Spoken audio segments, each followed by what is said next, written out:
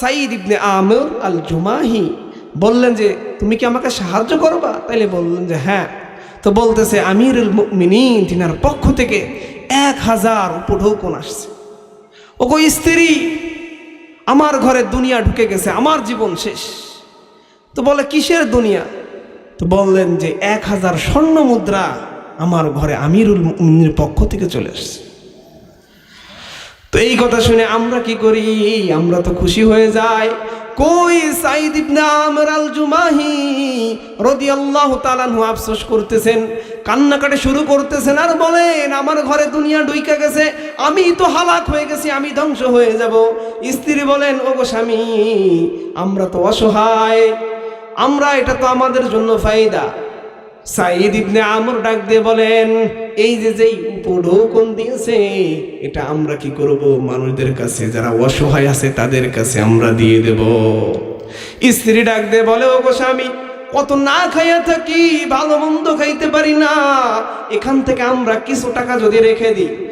সাঈদ ইবনে আমর ডাক দিয়ে বলে কেন রাখবা? কিসের জন্য রাখবা? কি করবা? স্ত্রী ডাক দিয়ে বলে যদি ভবিষ্যতে কোনো কাজে লাগে, যদি আমাদের কোনো সাহায্য হয়। সাঈদ ইবনে আমর রাদিয়াল্লাহু তাআলা আনহু ডাক দিয়ে বলেন এমন জায়গা জমা দেব গো স্ত্রী যে কিয়ামতের দিন এর প্রতিদান পাবো। সকল টাকা তুমি কি দিয়ে দাও, সমস্ত টাকা জমা দিয়ে দাও। এটা যখন শুনছে এই যে ওমর রাদিয়াল্লাহু তাআলা আনহু যে দুধ পাঠাইছিলেন, এই দুধ যায় বলতেছে ওমর রাদিয়াল্লাহু তাআলা আনহু, তিনি জিজ্ঞাসা করতেছেন সাঈদ ইবনে আমর আল জুমাহি তার কি এমন দেখলে, অবস্থা কি? কই যে অবস্থা তো সমস্ত কিছু পাল্টে গেছে।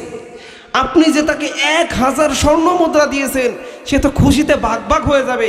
সে স্বর্ণ মুদ্রা পায়, ইন্না লিল্লাহ, আমার ঘরে দুনিয়া ঢুকে গেছে, আমি তো হালাক হয়ে গিয়েছি, সমস্ত টাকা বিলি করে দিয়েছে, মানুষের মাঝে দিয়েছে। যত নবী রাসূল আল্লাহ রাব্বুল আলামিন দুনিয়ার বুকে পাঠিয়েছেন, সকল নবী রাসূলদের শ্রেষ্ঠ নবী হযরত মুহাম্মদুর রাসূলুল্লাহ। 104 খানা যে কিতাব, সব থেকে শ্রেষ্ঠ কিতাব আল কোরআন।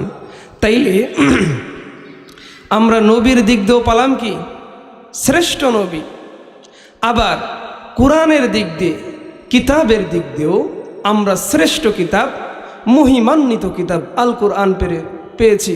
এজন্য সকলে একবার বলেন আলহামদুলিল্লাহ। আমি সেই আল কোরআন থেকেই তেলাওয়াত করেছি। আল্লাহ পাক রব্বুল আলামিন আল কোরআনের মধ্যে বলেন উলাইকাল্লাযীনা আমতাহানাল্লাহু কুলুবাহুম লিত্তাকওয়া। আল্লাহ রব্বুল ইজ্জত ওই সমস্ত লোকেদের অন্তরসমূহকে তাকওয়ার মাধ্যমে পরীক্ষা করেছেন, তথা ওই সমস্ত লোক বলতে সাহাবা ইকরাম যারা ছিলেন তাদের অন্তরকে আল্লাহ রব্বুল আলামিন তাকওয়ার মাধ্যমে, আল্লাহ তাআলার ভীতি, আল্লাহ তাআলার ভয়ের মাধ্যমে কি করেছেন? পরীক্ষা করেছেন। তো সাহাবা ইকরাম এই পরীক্ষায় উত্তীর্ণ হয়েছে। তো এই পরীক্ষা আমাদের উপরও আছে কি না? বালা মুসিবত আসে না আমাদের উপর? সাহাবা ইকরামদের পরেও আসতেন। তো এই সময় তারা কি করত? ধৈর্য ধারণ করত। আমরা তো ধৈর্য থেকে হারিয়ে যাই। তো সাহাবা ইকরামের দিলকে আল্লাহ রব্বুল আলামিন যে তাকওয়ার মাধ্যমে পরীক্ষা করেছেন, তো সাহাবা ইকরাম জিজ্ঞাসা করেছে মা মানা তাকওয়া, তাকওয়া এটা কি? নবী করিম সাল্লাল্লাহু আলাইহি সাল্লামকে বলেছেন তাকওয়া কি? তো আল্লাহর হাবিব সাল্লাল্লাহু আলাইহি সাল্লাম বলেন আত-তাকওয়া হাহুনা, তাকওয়া মানুষের অন্তরের ভিতরে, তাকওয়া মানুষের কলবের ভিতরে। আর এই তাকওয়াটাই হচ্ছে আল্লাহ তাআলার ভয়। সুবহানাল্লাহ। তো এই তাকওয়া অবলম্বন করলে কি হবে? লাহুম মাগফিরাতুন, যে সমস্ত লোকেরা আল্লাহ তাআলাকে ভয় করবে, আল্লাহ তাআলাকে না দেখে আল্লাহ তাআলার জান্নাতকে বিশ্বাস করবে, জাহান্নামকে বিশ্বাস করবে, মৃত্যুর পর কবরের আযাব এটা বিশ্বাস করবে, এই সমস্ত মানুষ আল্লাহ তাআলাকে না দেখে যারা বিশ্বাস করবে, লাহুম মাগফিরা, আল্লাহ রাব্বুল আলামিন বলেন তাদের জন্য রয়েছে ক্ষমা। শুধু আল্লাহ তাআলা ক্ষমা করবেন না, আমরা যে সমস্ত কাজকর্ম করি আমাদের ভুল হয় না? হ্যাঁ, বৈজ্ঞানিক বলেন, ডাক্তার বলেন, অনেক ডিগ্রি অর্জন করেছে, এরপরও কি ভুল হয় না? হ্যাঁ, অনেক সময় দেখা যায় MBBS ডাক্তার তারা চিকিৎসা করেছে, ঔষধ দিয়েছে ভুল ঔষধ, যার কারণে রোগী মারা গেছে, এমন হয় না? তো সাহাবা ইকরাম আমরা তো মানুষ, আমাদের মতো ভুল হইতে পারে, হবে। তো আল্লাহ রব্বুল আলামিন এই সমস্ত ভুলকে মাফ করে দিবেন, লাহুম মাগফিরা। এরপরে কি দেবেন? লাহুম মাগফিরাতু ওয়া আজরুন আযীম, এবং বড় প্রতিদান দান করবেন। সুবহানাল্লাহ বলেন। শুধু আল্লাহ রব্বুল আলামিন মাফ করে ক্ষান্ত হবেন না, বড় প্রতিদান দিবেন, কিয়ামতের ময়দানে বড় প্রতিদান দেবেন। এখন এই যে অপশনগুলো আমি বললাম, যে প্রথম নম্বর কি আল্লাহ তাআলাকে না দেখে ভয় করা, তাকওয়া অর্জন করা। তাকওয়া বলা হয় আত-তাকওয়া হাহুনা, অন্তরের মধ্যে হলো তাকওয়া। এখন এই তাকওয়া সাহাবা ইকরামের অন্তরের মাঝে কেমন তাকওয়া ছিল, আল্লাহর রাসূল সাল্লাল্লাহু আলাইহি ওয়াসাল্লামের মাঝে কেমন তাকওয়া ছিল। নবী করিম সাল্লাল্লাহু আলাইহি ওয়াসাল্লাম নাই, সাহাবা ইকরাম নাই, তাবেঈন নাই, মুজতাহিদিন নাই, সালফে সালিহিন নাই, শুধুমাত্র আছে কি উলামা ইকরাম আছে। তাইলে কেউই আমাদের মাঝে নাই। তো আমরাও তাদের তাকওয়া তারা যেভাবে অবলম্বন করেছে, আমরা যদি তাদের সুলুক, তাদের রাস্তাকে অবলম্বন করতে পারি, তাইলে আমাদের জন্য দুনিয়ায়ও সহজ হয়ে যাবে, আখিরাতেও মাফের একটা ব্যবস্থা হয়ে যাবে, ঠিক কি না? তো সাহাবা ইকরাম কেমন তাকওয়াবান ছিলেন। অনেক বড় বড় পদে সাহাবা ইকরাম দায়িত্ব পালন করেছেন। কেউ হয়েছেন গভর্নর, কেউ হয়েছে আমাদের মাঝে যেমন এমপি মন্ত্রী আছে না, সাহাবা ইকরামের মাঝেও কিন্তু তেমন ছিল। তো তারা তাদের যে সমস্ত কাজকর্ম কেমনভাবে করতেন, দায়িত্বর সাথে করতেন। আর আমরা কেমন করি? আমাদের স্বভাব এমন, ভোটের আগে মিষ্টি মিষ্টি কথা বলে না? দাঁড়িয়ালাবাসী আপনাদের কি বলে ভোটের আগে মিষ্টি মিষ্টি কথা?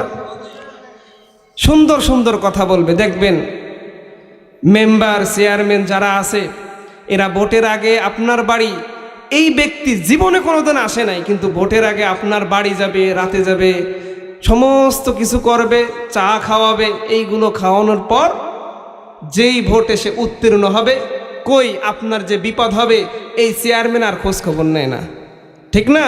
আপনাকে বলবে যে এই জায়গার রাস্তা করে দেব, মসজিদ করে দেব, বাড়ি করে দেব, গাড়ি করে দেব।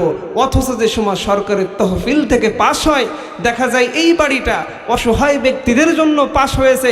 এই বাড়িটা উনার যে এমপি সাহেব, মেম্বার সাহেব, তার বাড়ি যে একতলা আছে, তারপরে কি হয় আর একতলা হয়, এমন হয় না? সাহাবা ইকরাম কেমন ছিলেন? হযরত ওমর রাদিয়াল্লাহু তাআলা আনহু, অদ্দুজাহানের খলিফা, আমিরুল মুমিনিন হযরত ওমর, অদ্দুজাহান বোঝেন আপনারা? পৃথিবীর অর্ধেক, এর যেই দায়িত্ব আমিরুল মুমিনিন হযরত ওমর রাদিয়াল্লাহু তাআলা আনহু ছিলেন। তো এই ওমর রাদিয়াল্লাহু তাআলা আনহু তার দায়িত্ব কেমনভাবে পালন করতেন? হযরত ওমর রাদিয়াল্লাহু তাআলা আনহু অর্ধজাহানের খলিফা। যেই ওমর রাদিয়াল্লাহু তাআলা আনহুর জন্য অর্ধজাহান থরথর করে কাঁপত, এই ওমর রাদিয়াল্লাহু তাআলা আনহু এত বড় আমিরুল মুমিনিন হয়ে যাওয়ার পর রাতের বেলা বের হতেন, দাঁড়ে দাঁড়ে ঘুরতেন, কোন ব্যক্তি খাইয়া আছে, কোন ব্যক্তি না খেয়ে আছে, কোন ব্যক্তি বড় অসহায়, কার কি প্রয়োজন, এটা দেখার জন্য হযরত ওমর রাদিয়াল্লাহু তাআলা আনহু বের হয়ে যাইতেন। ওমর রাদিয়াল্লাহু তাআলা আনহু যে হচ্ছে কি সরকার, আর আমাদের দেশের সরকার। তো ওমর রাদিয়াল্লাহু তাআলা আনহু কই? তার তো কোনো সিকিউরিটি কার্ড লাগতো না, তার তো হেলিকপ্টার লাগতো না, তার তো কি লাগতো না, এরকম সরকারি ফৌজ লাগতো না। আর আজকে আমাদের প্রধানমন্ত্রী, আমাদের এমপি সাহেব, আমাদের মন্ত্রী সাহেব, তারা যদি এরকম আসে, তারা রাতের বেলা তো দূরের কথা, এক সপ্তাহ আগে থেকে এলান দিয়ে দেয়, ঘোষণা দিয়ে দেয় যে অমুক দিন এমপি সাহেব আসবে। তো এমপি সাহেব আসবে তো কি হয়েছে? সে তো ফেরেশতাও হয়ে যায় নাই, সে কিছুই হয়ে যায় নাই, সেও তো মানুষ। তো এমপি সাহেব আসবে 5 কিলো, 10 কিলো, 20 কিলো, 50 কিলো, এমন হয় যে ঢাকা থেকে নিয়ে কত দূর পর্যন্ত সমস্ত গাড়ি ঘোড়া বন্ধ করে দেয়। কিরা আসবে? প্রধানমন্ত্রী আসবে। তো প্রধানমন্ত্রী আসবে ভালো কথা, এদারে মানুষ অনেক রোগী এমন আছে, সিজারের রোগী, অসুস্থ রোগী, ইমার্জেন্সি অ্যাম্বুলেন্সে নিয়ে যায়, তো উনি একটু আসবে, তার কারণ রাস্তাঘাট কি হয়ে যায়, ব্লক করে দেয় না, এদারে মানুষ মারা যাচ্ছে আর তার আশাটা এত বড় জরুরি হয়ে গেছে।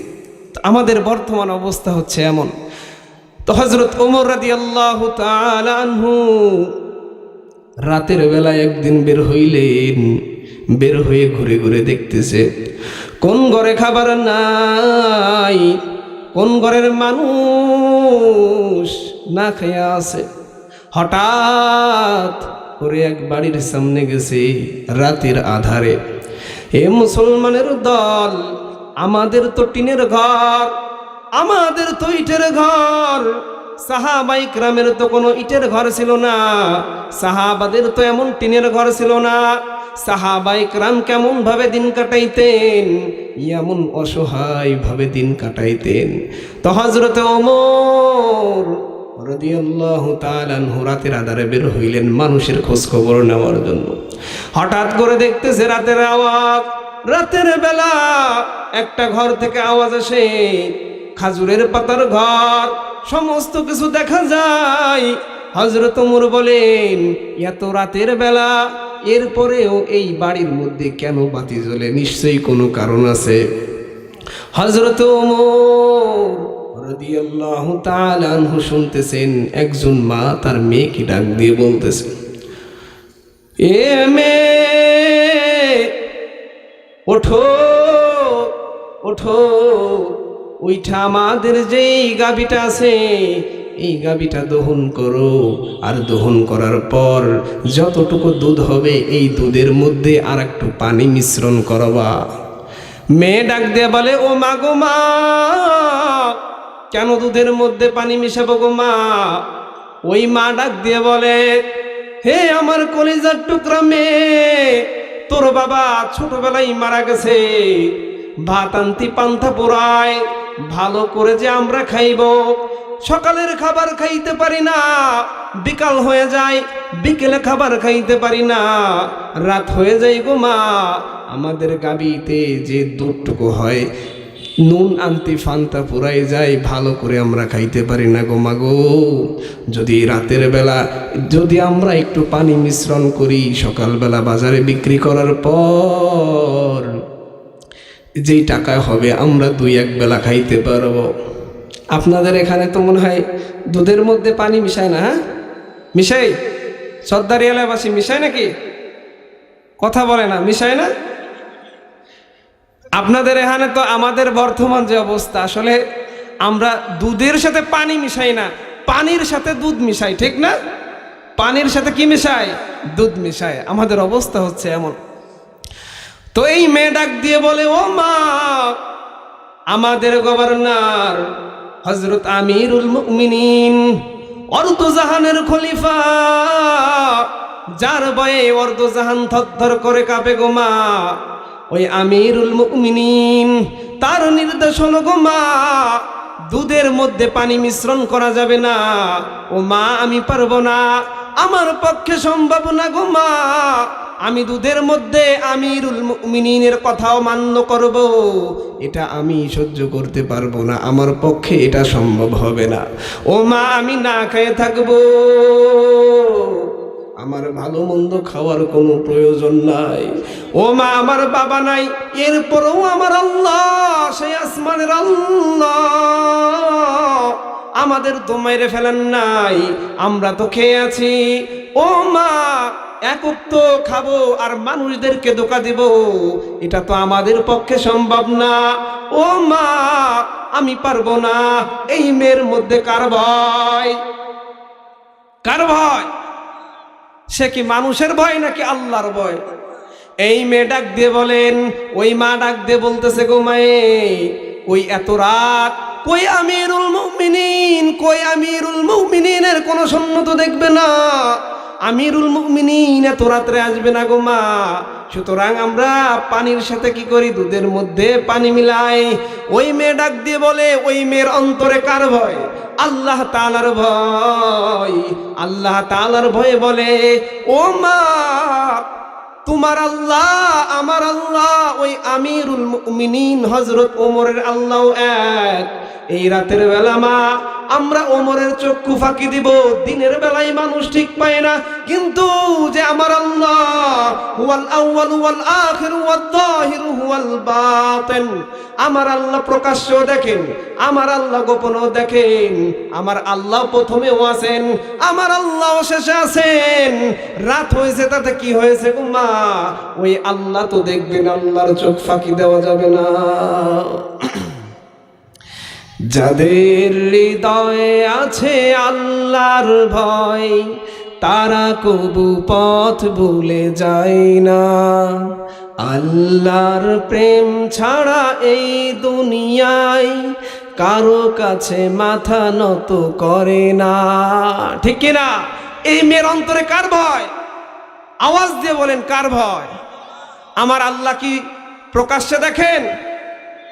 আমার আল্লাহ গোপনে দেখেন না? সবাই তো কথা বলে না। আমার আল্লাহ দেখেন কি দেখেন না? দেখেন। তো এই মেয়ের অন্তরে আল্লাহ তাআলার ভয়। আমিরুল মুমিনিন আশ্চর্য হয়ে গেছে, কি অবস্থা!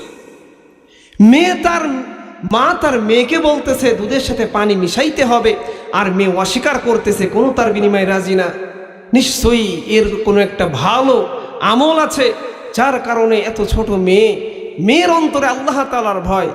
তো সকালবেলা যে সময় ফজর হয়েছে, আমিরুল মুমিনিন হযরত ওমর রাদিয়াল্লাহু তাআলা আনহু সৈন্যবাহিনী পাঠাইছেন, যাও মা মেয়েকে ধরে নিয়ে আসো।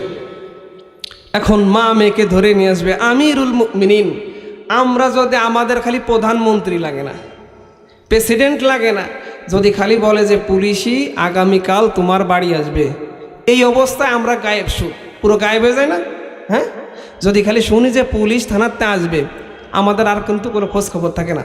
তো আমিরুল মুমিনিন যে হচ্ছে অর্ধজাহানের খলিফা, থরথর করে কাঁপে অর্ধজাহান, সেই আমিরুল মুমিনিন তিনি বলতেছেন।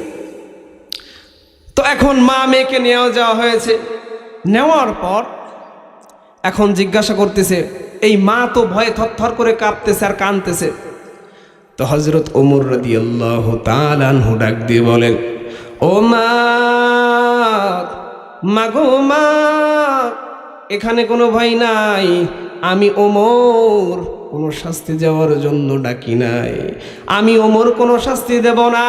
কালকে রাতের বেলা আমি যখন আপনার ঘরের কাছে গেলাম গো মা, আমি শুনতেছি আপনার মেয়েকে ডাক দিয়ে বলতেছেন যে দুধের মধ্যে পানি মিশ্রণ করতে হবে, আর আপনার মেয়ে বলতেছেন না, আল্লাহ তাআলাকে ভয় করো, আল্লাহর অন্তরের ভয়, আল্লাহ তাআলার ভয় অন্তরের মধ্যে পয়দা করো। সুতরাং আপনার মেয়ে কি হই নাই, রাজি হই নাই গো মা, আপনাকে এখানে ডেকে এনেছি, আপনাকে এনেছি কোনো শাস্তি দেওয়ার জন্য নয়, আপনাকে এনেছি একটা সুসংবাদ দেওয়ার জন্য। আমি আমিরুল মুমিনিন অর্ধজাহানের খলিফা, আমার যে ছেলে আছে আপনার মেয়ের সাথে বিবাহ বন্ধনে আবদ্ধ করার জন্য। সুবহানাল্লাহ। তাইলে দেখেন, আল্লাহ তাআলার ভয় যদি আপনার অন্তরের মধ্যে থাকে, আল্লাহ সফলতা দান করবেন। আমার যুবক ভাইরা, আমার বৃদ্ধ বাবাজিরা যারা এখানে আছেন, দেখেন আল্লাহ তাআলার ভয় যদি আমাদের অন্তরের মধ্যে থাকে, আমরা দোকানদারি করি, কই আমাদের মাঝে কোনো আমানতদারি নাই। 5 টাকার তা আমরা 20 টাকা বলি, মিথ্যা কথা বলে আমাদের হালাল যে ব্যবসা সেটাকে আমরা হারাম করতেছি। আহাল্লাল্লাহুল বাইয়া ওয়া হাররামুর রিবা, আল্লাহ তাআলা ক্রয় বিক্রয়কে হালাল করেছেন, এবং আহাল্লাল্লাহুল বাইয়া ওয়া হাররামুর রিবা, সুদকে কি করেছেন? হারাম করে দিয়েছেন। আসলে আমরা ক্রয় বিক্রয় করতে যেয়ে আমরা হালাল জিনিসকে হারাম করে দিচ্ছি। এমন হয় না আপনি 2 টাকা লাভ কম করেন, তবে যদি আপনার অন্তরের মধ্যে আল্লাহ তাআলার ভয় থাকে, আল্লাহ তাআলা বরকত দেবেন। বরকতের মালিক কে? আল্লাহ রাব্বুল আলামিন হলেন বরকতের মালিক। তো সেই ভয়, আল্লাহ তাআলার ভয় আমাদের অন্তরেও করতে হবে। বর্তমানের অবস্থা, আমাদের যে অবস্থা হয়েছে, তো আগের জামানায় সাহাবা ইকরাম তারাও এরকম তাকওয়াবান ছেলে দেখে বিবাহ দিতেন। আমিরুল মুমিনিন তিনি যদি ইচ্ছা করতেন আর এক রাষ্ট্রের যে আমির, আর এক রাষ্ট্রের প্রেসিডেন্ট, আর এক রাষ্ট্রের রাষ্ট্রপতি, তার মেয়ের সাথে তিনার ছেলেকে বিবাহ দিতে পারতেন না? অবশ্যই পারতেন। কই, এমন অসহায়, এমন দরিদ্র যে একবেলা খাইতে পারে না, নুন আনতে ফান্তা বুড়োয়, এমন তো অবস্থায়ও কি করেছে, এরপরেও কিন্তু তিনার ছেলে বিবাহ দিয়েছে। আর বর্তমানে আমাদের অবস্থা কি? আমাদের মাঝে জেনা, বেবিচারি এইগুলো বেড়ে যাচ্ছে কেন?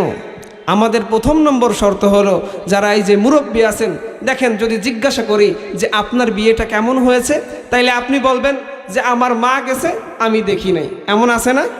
হ্যাঁ, আপনার মা দেখে আসছে, আপনার আব্বা দেখে আসছে, আপনারা দেখার কি হয় নাই, প্রয়োজন হয় নাই। তো বর্তমানে আমাদের অবস্থা হলো যে ছেলের টাকা পয়সা কেমন কামাই করে, ছেলের বাড়ি বিল্ডিং আছে কিনা, ছেলেরা ভাবে যে মেয়ের আব্বা কি সরকারি চাকরি করে কিনা, মেয়ের পিতা কি বিদেশ থাকে কিনা, অথচ 4টা জিনিস দেখতে হবে। এই 4টা জিনিসের আমাদের কোনো খবর নাই। আমরা কি করি? আমরা শুধু টাকা পয়সা এইগুলোই দেখি। কই মেয়েটা পর্দাশীল কিনা কখনো তো আমরা জিজ্ঞেস করি না। আমার ছেলেটা যে বিবাহ দেব, যে মেয়েটাকে আনবো, এই মেয়ের মা সে নামাজ পড়ে কিনা, এই মেয়ের পিতা সে কি দিনের পথে আছে কিনা, তার মুখে দাঁড়িয়ে আছে কিনা। আমরা দেখি টাকা পয়সা কেমন আছে, ঠিক না?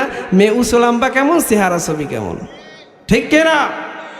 আমাদের অবস্থা এমন, যার কারণে বর্তমান সমাজে এই যে সমস্ত জিনিস দেখা যায়, অমুকের ছেলে তমুকের মেয়েকে নিয়ে চলে যায়, অমুকের মেয়ে তমুকের নিয়ে চলে যায়। এই একটাই কারণ, যারা মুরব্বী আছেন, যাদের সন্তান আছেন, তাদের দায়িত্ব হলো আপনার সন্তান যে সময় বিবাহর উপযোগী হবে, আপনার সন্তানকে বিবাহ দেবেন। আপনার মেয়ে যখন বিবাহ বয়স হবে, আপনার মেয়েকে কি করবেন? বিবাহ দেবেন। মেয়ের বয়স 12 বছরের জায়গা 16 বছরের জায়গা মেয়ের বয়স হয়ে গেছে 26 বছর, 28 বছর, 35 বছর। এর না আপনার মেয়ে কি করবে? আর একজনের সাথে লাইন করবে, আর একজনের সাথে বের হয়ে যাবে। তাই এই ভুলগুলো হচ্ছে আমরা যারা মুরব্বী, আমাদেরই ভয়। তো বলতেছিলাম হযরত ওমর রাদিয়াল্লাহু তাআলা আনহুর কথা। তো আল্লাহ তাআলাকে যদি ভয় করা হয়, আল্লাহ রাব্বুল আলামিন এর মধ্যে বরকত দান করে দেন। হযরত ওমর রাদিয়াল্লাহু তাআলা আনহু, তেনার শাসন কেমন ছিল? আমিরুল মুমিনিন আল্লাহর রাসূল সাল্লাল্লাহু আলাইহি ওয়াসাল্লাম বলেন, লাউ কানা বাদি নাবিয়্যান লাকানা উমর। আমার পরে যদি কোনো নবী হইতো, তাইলে কে হইতো? হযরত ওমর রাদিয়াল্লাহু তাআলা আনহু হইতো। হযরত ওমর রাদিয়াল্লাহু তাআলা আনহু কি হইতেন? নবী হইতেন, যার কথা এমন ঘোষণা আসছে। তো হযরত ওমর রাদিয়াল্লাহু তাআলা আনহুর বিচার কেমন ছিল, তিনি শাসন কেমন করতেন? জর্ডান, ফিলিস্তিন এরকম কয়েকটা জায়গা মিলে 4টা রাষ্ট্রের সমন্বয় এক জায়গার নাম হচ্ছে শাম। এই শাম, এখানে রয়েছে হিমস। তো হযরত ওমর রাদিয়াল্লাহু তাআলা আনহু যখন শাসন করতেন, শাসন করার জন্য এই হিমস, সেখানে একজন গভর্নরের প্রয়োজন হয়েছে।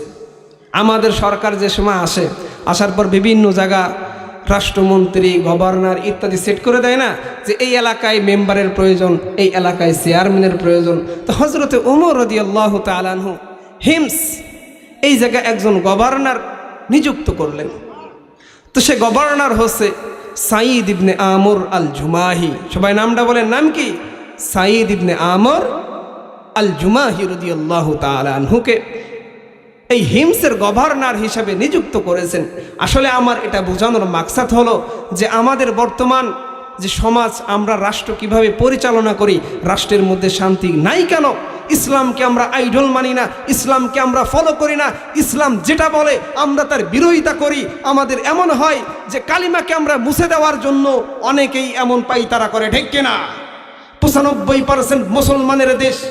এই জায়গা কোনো দাদাগিরি চলবে না, অন্য রাষ্ট্রের কোনো দালালগিরি চলবে না, বাবুগিরি দাদাগিরি অন্য রাষ্ট্রে যে করতে হবে। বাংলাদেশের মানুষের যে ঈমান আছে 95% মুসলমানের দেশে, অন্য কোনো কিছু চলবে না, ঠিক কিনা?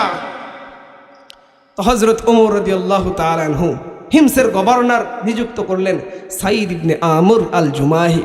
আসলে দেখেন, গাছ যেমন ফল কেমন হয় তেমনই হয় না? হ্যাঁ, আপনি লাগাইছেন কলা গাছ, আপনি আশা করতেছেন কলা গাছ লাগাই খাবো কি আপেল, আপেল হবে কলা গাছে?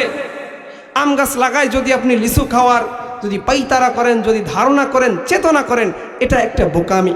তো আসলে গাছ যেমন হয় ফলও কিন্তু তেমন হয়। আপনি পিতা, আপনার বুকে হাত দিয়ে বলেন আপনি যেমন, দেখবেন আপনার ছেলেরাও কিন্তু কি অমনটা হবে। খিলাফে কিয়াস দেখা যায় যে 2-1 জন আবার বলতে পারেন প্রশ্ন থাকে যে হুজুর কয়ে গেল একজন দিয়েই নামাজ পড়ে, কই তার সাল তো নামাজ পড়ে না। আমি বলবো এই পিতার দোষ। এই পিতা কোনোদিন তার ছেলের পায়ে হাত দিয়ে বলেছে যে বাবা তুমি নামাজ পড়ো না, তুমি বিড়ি খাও, তুমি গাঁজা খাও, তুমি পেন্সিডেল খাও, তুমি ইয়াবা খাও, তোমার পা দুইটা ধরি, তুমি এইগুলো খেও না। আমরা বলেছি? বলে নাই। তো গাছ যেমন ফলও ঠিক তেমন। দেখা যাবে যে আপনিও একসময় বিড়ি খাইতেন, সেই জন্য সাল এখন খাই। তো যাই হোক, আমাদের যে সন্তান আছে আমরা আল্লাহ তাআলার কাছে সবসময় দোয়া করব আল্লাহ রব্বুল আলামিন তাদের জন্য দিনের পথে রাখে। তো হযরত ওমর রাদিয়াল্লাহু তাআলা আনহু সাঈদ ইবনে আমর আল জুমাহি রাদিয়াল্লাহু তাআলা আনহুকে গভর্নর নিযুক্ত করলেন। তো হিমস থেকে একবার একটা কাফেলা দল আসছে। আমিরুল মুমিনিন হযরত ওমর রাদিয়াল্লাহু তাআলা আনহুর কাছে দেখা করার জন্য, সাক্ষাৎ করার জন্য আসছে। তো আমিরুল মুমিনিন বললেন যে রিলফের মাল আছে না, মানে সরকারি থেকে তহবিল থেকে যে মালগুলো দেওয়া হয়, উপঢৌকন দেওয়া হয়। তো আমিরুল মুমিনিন বললেন যে হিমসের মাঝে যারা গরিব অসহায় আছে, এমন দেখে 100 জনকে সরকারের পক্ষ থেকে তাদের অনুদান দেওয়া হবে। অসহায় লোকদের, আমাদের এখানে দেখবেন যে আপনারা হয়তো জানেন, আপনাদের এলাকা দাঁড়িয়ালা এই জায়গাতে উচ্চ গ্রাম না কি যেন বলে, ছোট ছোট ঘর আছে, হ্যাঁ, সরকারের পক্ষ থেকে দিয়েছে। তো আমিরুল মুমিনিন বলতেছে এমন 100 জনের লিস্ট দেন যাদেরকে আমরা কি দেব, আমি অনুদান দেব। তো ওর মধ্যে যে আমির ছিল, এই আমির লেখছে 100 জনের একেবারে প্রথম লিস্ট লেখছে সাঈদ ইবনে আমর আল জুমাহি। কার নাম লাগছে? এই সাঈদ কি যাইতাই সাঈদ? তিনি হলেন হিমসের গভর্নর। তার নাম মানে একেবারে দরিদ্রর কাতারে। যদি বলা হয় যে আপনাদের 5 জনকে 500 করে টাকা দেওয়া হবে, হাত তুলেন, তার মানে একেবারে যারা একেবারে অসহায়। তো টাকা কম মানুষ হয়ে গেছে 10 জন, হ্যাঁ, টাকা কম মানুষ 10 জন হয়েছে। তাইলে এখন যারা মুরব্বী থাকবে এরা চিন্তা করবে যে সব থেকে অসহায় যে তারে আগে দাও, ও তো মোটামুটি কাজ কাম করে খাইতে পারে, এমন না? তো সাঈদ ইবনে আমর আল জুমাহি রাদিয়াল্লাহু তাআলা আনহুর নামটা একেবারে প্রথমে আসছে। হযরতে ওমর রাদিয়াল্লাহু তাআলা আনহু সাঈদ ইবনে আমর আল জুমাহি রাদিয়াল্লাহু তাআলা আনহুর যখন নামটা দেখছেন, এমনভাবে আশ্চর্য হয়ে গেছে। ওমর রাদিয়াল্লাহু তাআলা আনহু বলেন, সাঈদ ইবনে আমরকে তো আমি এই রাষ্ট্রের গভর্নর নিযুক্ত করেছি, অথচ দরিদ্রর কাতারে সাঈদ ইবনে আমরের নামটা চলে আসছে। এই কথা বলার পর হযরত ওমর রাদিয়াল্লাহু তাআলা আনহু বলতেছেন, আমিরুকুম ফকিরুন, তোমাদের আমির কি ফকির? নামটা দেয় প্রথম, একেবারে প্রথম, আমিরুকুম ফকিরুন, তোমাদের আমির কি ফকির? একেবারে প্রথমের লেখছো, 1 নম্বরেই লেখছো তার নাম। তো এই যে কাফেলার লোক, তারা বলতেছে আমিরুনা আফকরু মিন্না, যে হে আমিরুল মুমিনিন, আমাদের যে আমির সাঈদ ইবনে আমর আল জুমাহি, তিনি তো আমাদের থেকেও ফকির, একেবারেই ফকির। এখন আশ্চর্য হয়ে ওমর রাদিয়াল্লাহু তাআলা বলতেছে, আচ্ছা ঠিক আছে, তাইলে এখন গভর্নর, তার নামটা প্রথমে আসবে কেন? এটা জাস্টিফাই করার জন্য, যাচাই করার জন্য হযরত ওমর রাদিয়াল্লাহু তাআলা দূতকে ডাকছে যে সাঈদ ইবনে আমরকে কিছু উপঢৌকন এবং তার হাল হাকিকত, আসলে কি বাস্তবে সে অসহায় নাকি অসহায়ের ভাব ধরছে? অনেকে আছে না যে অনুদান পাওয়ার জন্য দেখা যায় একেবারে আমার কিছু নাই বাবা, কিছু নাই, আসলে সমস্ত কিছু আছে, কিন্তু পাওয়ার জন্য এমন করে। হযরত ওমর রাদিয়াল্লাহু তাআলা আনহু এই সময় ডাক দিছে একজন দূতকে, যাও 1000 স্বর্ণ মুদ্রা নিয়ে যাও, সাঈদ ইবনে আমরের কাছে যাও এবং তার অবস্থা দেখে আসবা এবং 1000 স্বর্ণ মুদ্রা তাকে দিয়ে আসবা, আসলে তার অবস্থাটা কি। আর এই যে দূতের কাছে পাঠাইছে, এই চিঠির উপরে লিখে দিয়েছে হাদিহি হাদিয়াতুন মিন আমিরুল মুমিনিন ইলা আমিরিল হিমস। আমিরুল মুমিনিন হযরত ওমর রাদিয়াল্লাহু তাআলা আনহুর পক্ষ থেকে আমিরে হিমসের যে গভর্নর, তার কাছে উপঢৌকন। তো বেশ ভালো কথা। তো যখন এই উপঢৌকন নিয়ে দেশে সাঈদ ইবনে আমর আল জুমাহির কাছে যখন দেশে, তো সাঈদ ইবনে আমর দেখে হাদিহি হাদিয়াতুন মিন আমিরিল মুমিনিন ইলা আমিরিল হিমস, যে আমিরুল মুমিনিনের কাছ থেকে হিমসের গভর্নরের কাছে উপঢৌকন। তো দেখে এই সময় আমরা যদি এরকম পাই, খুশির জ্বালায় বাগ বাগ হয়ে যায়। অথচ সাঈদ ইবনে আমর রাদিয়াল্লাহু তাআলা আনহু তার তাকওয়া কেমন দেখে অমনি পড়ছে ইন্না লিল্লাহি ওয়া ইন্না ইলাইহি রাজিউন। ফাওকা সাউতুহু, আওয়াজটা বাড়াই দে ইন্না লিল্লাহ। এটা কি হলো? তো ওনার স্ত্রী বলতেছে যে কুতিলা ওমর, স্বামীকে বলতেছে কুতিলা ওমর, ওমরকে কি হত্যা করা হয়েছে স্বামী? তো বলতেছে যে তিনি বলতেছে না, ওমরকে হত্যা করা হয় নাই। আবার বলতেছে কুতিলাল মুসলিমুন, মুসলমানদের হত্যা করা হয়েছে। বলে তা না, হাদিহি, এটার থেকেও আরো বেশি, এটার থেকেও কি হয়েছে, আরো বেশি হয়েছে। তো এখন সাঈদ ইবনে আমর রাদিয়াল্লাহু তাআলা আনহু তিনার স্ত্রীকে বলতেছে হযরত ওমর রাদিয়াল্লাহু তাআলা আনহু মৃত্যুবরণ করে নাই, মুসলমানরাও মরে নাই। তাহলে বলে তাহলে কি হয়েছে? ওগো আমার স্বামী, কেন আপনি ইন্না লিল্লাহি ওয়া ইন্না ইলাইহি রাজিউন পড়লেন? স্বামী ডাক দে বিবিকে বলে হাল তুইনি গো স্বামী, তুমি কি আমাকে এই কাজে সাহায্য করবা? যদি তুমি সাহায্য করো তাইলে তোমাকে বলবো, যদি তুমি সাহায্য করো তাইলে তোমাকে বলবো। আসলে দেখেন, স্ত্রী যদি ভালো না হয় এই ঘরে কোনো সংসারে কোনো শান্তি থাকে না। স্ত্রী স্বামীকে সহযোগিতা করবে, স্বামী স্ত্রীকে সহযোগিতা করবে। আমাদের বর্তমান যে অবস্থা, আমাদের অবস্থা হলো যদি কোনো ব্যক্তি তার স্ত্রীকে যদি একটু সাহায্য করে তাইলে মানুষে বলে মাইগি হয়ে গেছে, এমন বলে না? হ্যাঁ, এমনটা বলে। তো এমন যদি বলে, আসলে রাসূলুল্লাহ সাল্লাল্লাহু আলাইহি ওয়াসাল্লাম কেমনভাবে তার স্ত্রীকে সাহায্য করতেন। একদিন খাদিজাতুল কুবরা হযরত আয়েশা রাদিয়াল্লাহু তাআলা আনহু এবং হযরত ফাতিমা রাদিয়াল্লাহু তাআলা আনহা দুইজনে মা মেয়ে দুইজনে রুটি বেলতেছে। তো হযরত আয়েশা রাদিয়াল্লাহু তাআলা আনহার চেহারা এত সুন্দর ছিল, নবী যে খুশি বলতেন হুমায়রা, মানে রূপসী সুন্দরী বলে ডাকতেন। তো নবী করিম সাল্লাল্লাহু আলাইহি সাল্লাম বলতেছেন হযরত আয়েশা সিদ্দিকা রাদিয়াল্লাহু তাআলা আনহারে যে মা, তাইলে তোমার মা তো এত সময় অনেক কষ্ট করছে, তাইলে আমি আর তুমি একটু কষ্ট করি, তোমার মার সাথে সহযোগিতা করি। তা আল্লাহর রসুল হয়ে তিনি কিন্তু সাহায্যের জন্য গিয়েছেন। তো যাওয়ার পরে নবী করিম সাল্লাল্লাহু আলাইহি সাল্লাম রুটি বেলতেছে, আর নবীজি রুটি বেলতেছে আর হযরত ফাতিমা রাদিয়াল্লাহু তাআলা আনহু রুটি সেকতেছে। তো নবীজি রুটি বেলতেছে আর তিনি সেকতেছে। তো নবীজি যখন রুটি বেলতেছে, বেলার পরে যখন ফাতেমা আগুনে দিচ্ছে, আগুনে রুটি ভাজা হয় না, আরো জাল বাড়ায় দেয়, আরো বাড়ায় দেয়, আরো বাড়ায় দেয়।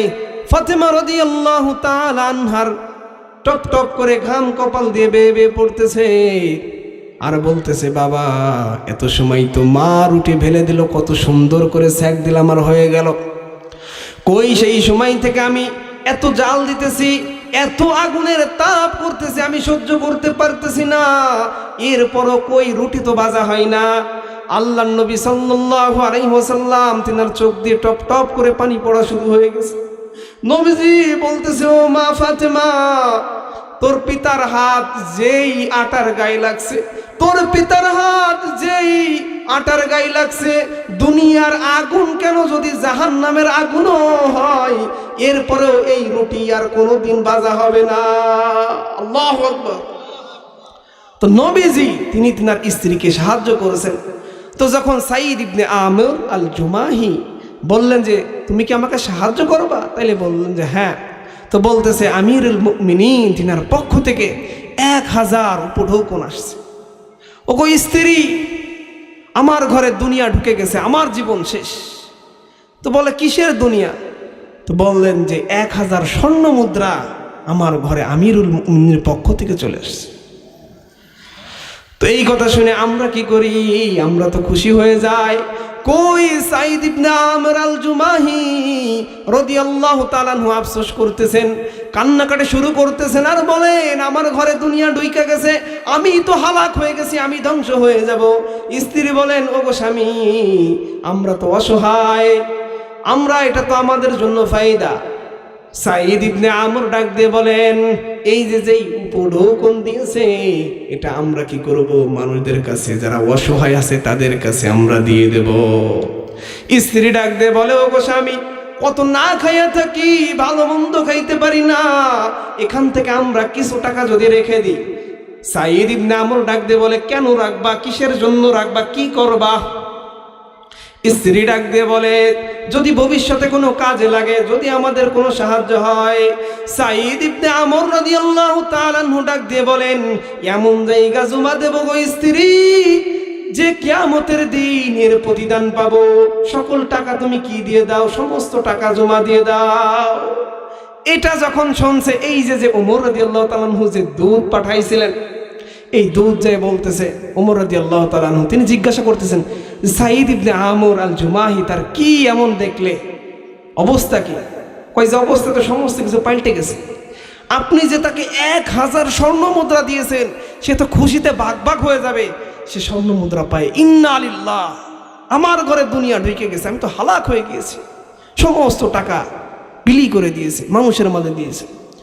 ওমর রাদিয়াল্লাহু তাআলা আনহু আলহামদুলিল্লাহ শুকরিয়া আদায় করেন, যাক, যোগ্য মানুষকে যোগ্য জায়গা দিতে পেরেছি, আল্লাহ তুমি সব করনেওয়ালা। তো সাঈদ ইবনে আমর রাদিয়াল্লাহু তাআলা আনহুর অবস্থা পরিবেক্ষণ করার জন্য আমিরুল মুমিনিন হযরত ওমর রাদিয়াল্লাহু তাআলা আনহু সেখানে যাবেন, যে আসলে বেচারা কি অসহায়, নাকি মানুষদের দেখানোর জন্য এমনটা হয়। তো হযরত ওমর রাদিয়াল্লাহু তাআলা আনহু সাঈদ ইবনে আমর রাদিয়াল্লাহু তাআলা আনহুর খোঁজ খবর নেওয়ার জন্য যখন গেছে, যাওয়ার পর বিশাল বড় একটা সমাবেশ, আমিরুল মুমিনিন আসবে, আমিরুল মুমিনিন আসবে। অনেক জায়গা থেকে মানুষ এসেছে, মানুষ এসে জড়ো হয়েছে আমিরুল মুমিনিনকে দেখবে। তো আমিরুল মুমিনিন সাঈদ ইবনে আমর রাদিয়াল্লাহু তাআলা আনহুকে পাশে বসাইছেন। পাশে বসানোর পরে বলতেছে, ওগো লোক সমাজের তোমরা ভালো করে শুনে রাখো, তোমাদের আমির তার কোনো দোষ আছে নাকি নাই? তোমাদের যে আমির, এর কি কোনো ত্রুটি বিচ্যুতি আছে? তা আমিরুল মুমিনের কথা কেউ কোনো কিছু কছে না, সবাই চুপচাপ হয়ে বসে রয়েছে। কি কব, কি কথা, কি বলবো? আমিরুল মুমিনিন যদি কিছু বলে, বলতেছে কি সমস্যা? যদি কোনো সমস্যা থাকে বলেন, আমিরকে চেঞ্জ করে দেব।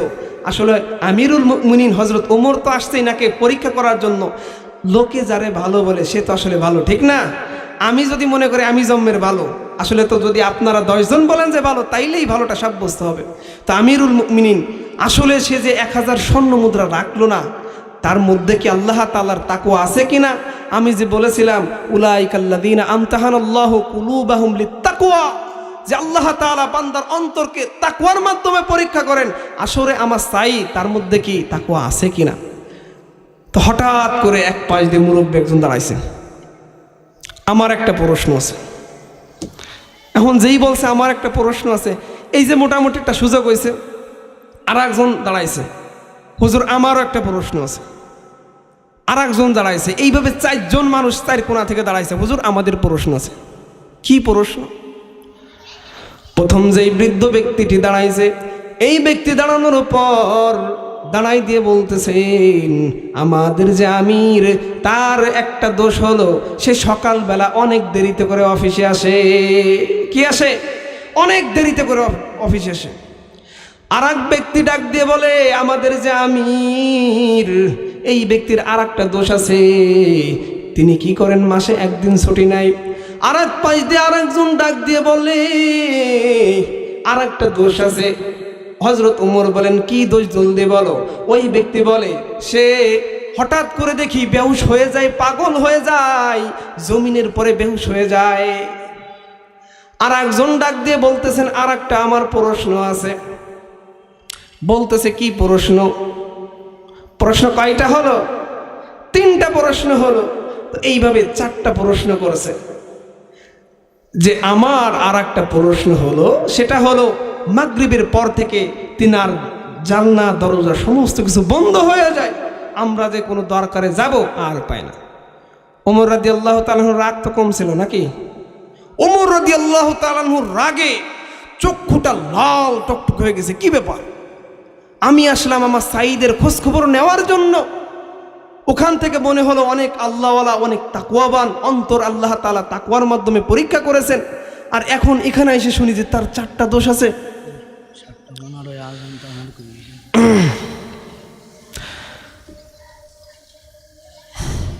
তো বলতেছে যে কি কি সমস্যা।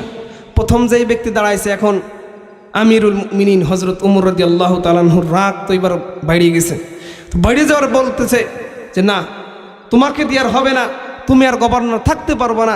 যেই গভর্নর, যেই ব্যক্তির উপর এমন ইলজাম আসে, দোষ আসে, সে কিভাবে গভর্নরি করবে। এক পাশ থেকে সাঈদ ইবনে আমর আল জুমাহি রাদিয়াল্লাহু তাআলা আনহু চোখ দিয়ে টপ টপ করে পানি বের হচ্ছে। আর সাঈদ রাদিয়াল্লাহু তাআলা আনহু ডাক দিয়ে বলেন, ও আমিরুল মুমিনিন, অদ্দজাহানের খলিফা, এর প্রত্যেকটার জবাব, এই যে ইলজাম করলা, আমার পরে দোষারোপ করেছে, সকল প্রশ্নের উত্তর আমার কাছে আছে, আপনি জিজ্ঞাসা করলেই আমি বলতে পারবো। চোখ দিয়ে পানি টপ টপ করে বের হচ্ছে। এরপরে হযরত ওমর রাদিয়াল্লাহু তাআলা আনহু বলেন, কই তোমার প্রথম যে অভিযোগ দিল, তুমি সকালবেলা কি করো? 8টার আগে তুমি যাও না কেন? তুমি যাও না, এটার কেন করো? সাঈদ ইবনে আমর ডাক দিয়ে বলেন, কান্দা মাখা কণ্ঠে বলেন, ও আমিরুল মুমিনিন, ও আরদজাহানের খলিফা, আমি যদিও গভর্নর হই, আমার ঘরে তো কোনো কাজের লোক নাই, আমার কোনো অ্যাসিস্ট্যান্ট নাই, আমার যে একটা কাজ করে দেবে, আমার সাথে কোনো সিকিউরিটি গার্ড নাই, আমার কোনো খাদেম নাই, আমার কোনো পিএস নাই। আমার স্ত্রীর সাথে সকালবেলা আমি কি করি? তার কাজে সহযোগিতা করি, তাকে আমি কি করি? হেল্প করি, যার কারণে আমার অফিসে আসতে একটু বেলা হয়ে যায়। তাকওয়া কাকে বলে? ইনি কিন্তু কি গভর্নর হয়ে, আর আমাদের মানে কোনো মতে একটু মেম্বারও যদি আমরা হয়ে পড়ি, 5-7জন লাগে সিকিউরিটি হিসেবে, একজন গভর্নর হয়ে তার কিন্তু কি লাগে নাই?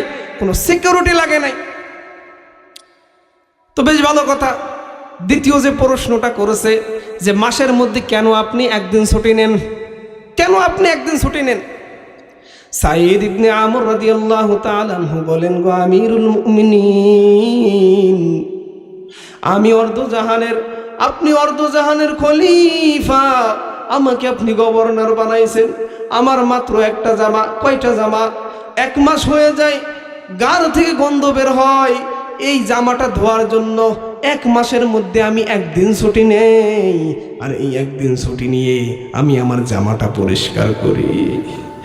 আজ আমাদের মাঝে এমপি মন্ত্রীর বাড়ির কথা দূরের কথা, আমরা যদি এদিকে তাকাই দেখি বাড়ি অট্টালিকা, পোশাক একটার পরে আরেকটা লাগে, জুতো এক জায়গার 5 গাছ লাগে, মোবাইল একটার পরে আরেকটা লাগে। কই গভর্নর সাঈদ ইবনে আমর আল জুমাহি, তার মাত্র কয়টা পোশাক ছিল? একটা পোশাক ছিল। তৃতীয় নম্বর প্রশ্ন যখন সাঈদ ইবনে আমর রাদিয়াল্লাহু তাআলা আনহুকে বলেছেন, তাইলে তুমি কেন বেহুশ হয়ে যাও? কই পাগল মাতাল দিয়ে তো কোনো রাষ্ট্র চলে না, পাগল দিয়ে তো কোনো রাষ্ট্র চলে না, তাইলে তুমি যেই বেহুশ হয়ে যাও, তোমার দিয়ে তো এই রাষ্ট্র পরিচালনা করা সম্ভব হয় না। সাঈদ ইবনে আমর রাদিয়াল্লাহু তাআলা আনহু বলেন, ইয়া আমিরুল মুমিনিন, আমার ভাই খুবাইব রাদিয়াল্লাহু তাআলা আনহু, আমি ইসলাম গ্রহণের আগে দেখছি তাকে এত কষ্ট দিয়েছে, এত মারধর করেছে। তাকে মরার আগে জিজ্ঞাসা করা হয়েছে, হে খাব্বাব, তুমি কি করবা? তোমার শেষ মুহূর্তে তোমার একটা চাহিদা দেওয়া হবে, তোমার একটা ইচ্ছা পূরণ করা হবে, তুমি কি করতে চাও? আমি আর আপনি যদি আমাদের এমন মৃত্যুর আগে যদি একটা চিঠি আসিয়া যায় যে আপনার শেষ ইচ্ছা কি, আমি বলবো আমার ছেলেকে দেখবো, আমরা বলবো আমার স্ত্রীকে দেখবো, আমার মাকে দেখবো, আমার বাবাকে দেখবো, এমনটা কিনা? হযরত খাব্বাব রাদিয়াল্লাহু তাআলা আনহু এই মরার সময় জীবনটা বাড়িয়ে যায়, কেউ গাই মারে, কেউ হাত কেটে দেয়, কেউ কষ্ট দেয়, এরপরেও তিনি বলছেন যে আমার শেষ ইচ্ছা ওই আল্লাহ তাআলার কদমে আমি যেন একটা সিজদা দিয়ে মরতে পারি। এত কষ্ট করার পর এরপরও তিনি এমনটা বলতেন। আমি যখন এইটা মনে করি ইসলামের জন্য তারা কত কষ্ট করেছে, আর এইটা যখন আমার মনে হয় আমি সাঈদ ইবনে আমর কি আল্লাহর কাছে ধরা খেয়ে যাইনি, আমি যে গভর্নর হয়েছি আমার যে দায়িত্ব আছে আমি যথাযথভাবে পালন করতে পারছি কিনা, কাল কিয়ামতের ময়দানে ওই রবের সামনে কি আমার দাঁড়ানো লাগে কিনা, যখন আমার এই কথাটা আমার চিন্তা মাথায় আসে আমি জমিনের পরে বেহুশ হয়ে যাই, আমার মাথায় কোনো কাজ করে না, আমি বেহুশ হয়ে যাই, কোনো হুঁশ থাকে না। আল্লাহু আকবার। কেমন ভয় ছিল। তো চতুর্থ নম্বর প্রশ্ন কয়টা হলো? 3টা হইল। আর একটা প্রশ্ন করছে আর একজন, সবকিছুই মানতে পারলাম। ওমর রাদিয়াল্লাহু তাআলা বলতেছে, তাইলে যে মাগরিবের পর তোমার সকল জানলা দরজা সমস্ত কিছু বন্ধ করে দাও, কেন করো? মানুষ যদি যায় কোনো প্রয়োজনে, তোমাকে প্রয়োজনের কাছে গিয়ে তোমাকে পায় না, কেন পায় না? সাঈদ ইবনে আমর রাদিয়াল্লাহু তাআলা আনহু ডাক দিয়ে বলেন, আমিরুল মুমিনিন, হায়াতি কিসমাইনে, আমার হায়াতকে আমি 2টা অংশে বিভক্ত করেছি, আমার জীবনকে আমি 2টা অংশে বিভক্ত করেছি গো আমিরুল মুমিনিন। সকাল থেকে নিয়ে মাগরিব পর্যন্ত এই যে মানুষ আছে সকলের পিছে ব্যয় করি, যার যে প্রয়োজন আমি সেইগুলো সারি। মাগরিবের পর থেকে আমি আল্লাহ, আমার রব, আমার আল্লাহ, তার কাছে ব্যয় করি, আল্লাহর কাছে কান্দি, আল্লাহর কাছে দোয়া করি গো মালিক। সারাদিন তো দুনিয়ার কাজ নিয়ে, দুনিয়া নিয়ে পড়ে থাকলাম, আমার বিচার নিয়ে পড়ে থাকলাম। ও আমার দোকানদার ভাই, দোকান নিয়েই পড়ে থাকো, দোকান তোমার ব্যবসা বিচারে নিয়ে বসে, মানে ব্যবসা নিয়ে তুমি বিজি থাকো, তুমি আড্ডা দাও, তুমি মদ খাও, তুমি জুয়া খেলো, অথচ তোমার মনের মধ্যে কি একটু ভয় হয় না যে রবের সামনে আমার দাঁড়াইতে হবে? আমি যে মদ খাই, এই মদ যে আমি খাই, আল্লাহর কাছে আমি কি জবাব দেব? ও আমার ব্যবসায়ী ভাই, তোমার কি নামাজ পড়া লাগে না? তোমার নামাজের সময় তুমি দোকানদারি করে বেড়াও। তো সাঈদ ইবনে আমর রাদিয়াল্লাহু তাআলা আনহু বলতেছে যে 4 নম্বর যেটা বললেন এইটা, হায়াতি কিসমাইনে, আমার হায়াতকে আমি 2 ভাগে বিভক্ত করে দিয়েছি। 1 ভাগ আমি দিয়েছি মানুষের মাঝে, আর 1 ভাগ আমি আল্লাহ তাআলার কাছে। আমি আল্লাহ তাআলার কাছে কি চাই? প্রার্থনা করি, ইবাদত বندگی সারাটা রাত আমি এইভাবে কাটাই দিই। তো আসলে দেখেন, আমাদের সকলকেই সেই সাঈদ ইবনে আমর রাদিয়াল্লাহু তাআলা আনহুর জীবনী থেকে শিক্ষা নেওয়া উচিত যে আমরাও তো মরব, তারাও ছিল গভর্নর, এরপরেও কত কষ্ট করেছেন, নিজের জীবনটাকে ইসলামের জন্য বিসর্জন দিয়েছেন। আমার ব্যবসা, আমার বাণিজ্য, আমার টাকা পয়সা, কই সমস্ত কিছু ছেড়ে চলে যাইতে হবে। এই যে কবরস্থানের পাশে আমার দাদা দাদি শুয়ে আছে, কত কিছু তিনার সন্তানদেরকে রেখে গিয়েছেন, কই তিনরা তো চলেই গিয়েছেন। আমাদের সকলের এরকম চলে যাইতে হবে। এজন্য এখনো সময় আছে, আমরা আমাদের জীবনকে পরিবর্তন করি। আল্লাহ পাক রব্বুল আলামিন যে সমস্ত কথা বললাম, আমলের নিয়তে, ইখলাসের নিয়তে আমাকে এবং আপনাদের সকলকেই মানার তৌফিক দান করুন। সকলে বলুন আমিন।